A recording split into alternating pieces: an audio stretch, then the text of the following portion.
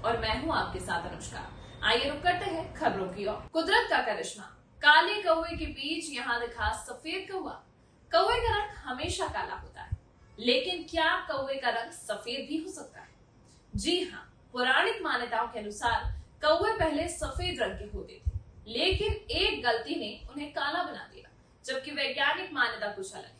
औरंगाबाद में एक खास इलाके में सफेद कौवा देखे जाने के बाद इस बात की चर्चा खूब हो रही है कि क्या कौवे का रंग सफेद भी हो सकता है। पक्षियों में कौवा चटक काला या फिर स्लेटी ब्लैक रंग का होता है, लेकिन बिहार के औरंगाबाद में एक ऐसा कौवा देखा गया जिसका रंग सफेद है। इस कौवे को लोग शुभ संकेत मान रहे हैं। ये खास तरह का कौवा वारुण प्रखंड के पिपरा गांव के 5 किलोमीटर दायरे में भी कभी कभार दिखाई देता है। एक तरह से ये कौवा जब भी दिखता है तो वो ब्लैक कौवे की सिक्योरिटी में रहता है।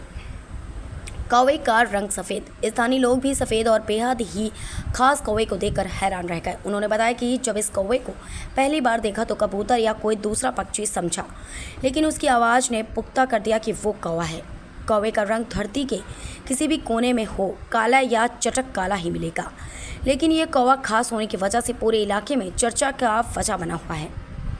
पहली बार जब मैंने इस सफ़ेद रंग के कौवे को देखा तो समझा कि ये कबूतर या पंडुक है, लेकिन कौवा सफ़ेद हो सकता है, इसे देखकर जाना। ये गांव के आसपास ही दिखाई देता है। कौवा के सफ़ेद से काला होने की पौराणिक कथा।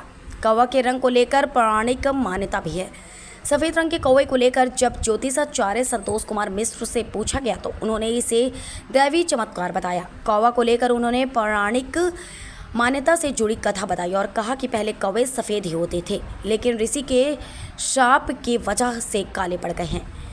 शापित काला है कौवा।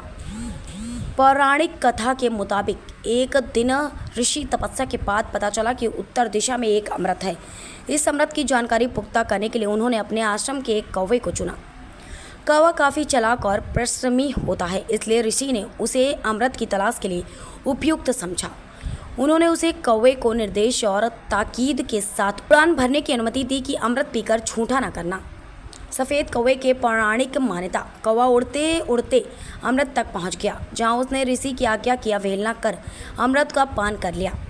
कौवा जब वापस ऋषि के आश्रम पहुंचा तो ऋषि को उसने सारी बात बताई, लेकिन उसने वह भी कहा कि उसने अमृत का पान किया है, ऋषि आज्ञा का उल्लंघन किया है। ऋषि ने ये सुनते ही क्रोधवश कौवे को श्राप दिया और उन्होंने अपने कमंडल के काले जल में डुबोकर बाहर निकाल दिया। तब से कौवा काला हो गया। श्राप से 15 दिन की मिली मुक्ति। श्राप से मुक्ति पाने के लिए कौवा ऋषि से मिन्नतें करने लगा। ऋषि ने तब कहा कि तुझे पाप से मुक्ति नहीं मिल सकती, लेकिन अमृत का पान करने की वजह से तेरी अकाल मृत्यु भी संभव नहीं, इसलिए तुझे पितृपक्ष के दिन पूजा जाएगा। ज्योतिषाचार्य संतोष मिश्र ने बताया कि कौवा पूर्वज का प्रतीक है, अतः जो कौवा कुछ हटके दिखे तो यह शुभ लक्षण है। ऐसा कौवा ऋषि के श्राप से मुक्त है। खबर हमारी, निष्कर्ष आपका। इसी तरह की खबरों को देखने के लिए बने रहिए हमारे चैनल निष्कर्ष भारत के साथ।